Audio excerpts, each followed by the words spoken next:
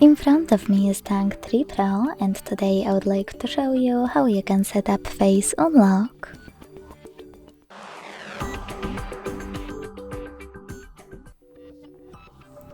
Begin by opening Settings and scrolling down to access Security section. Following that, scroll down again and this time click on Face and Fingerprint Unlock under Screen Lock. Then enter your current login method.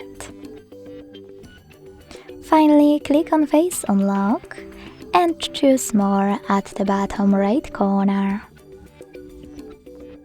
Then hit I agree.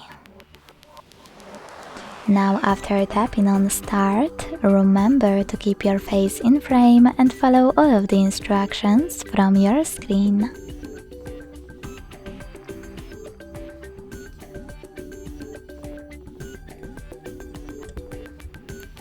Then select Done. So now when I switch off my screen and turn it back on, I can see that Face Unlock is working properly. Thanks so much for watching. If you enjoyed this video, leave a like, comment and subscribe. Bye!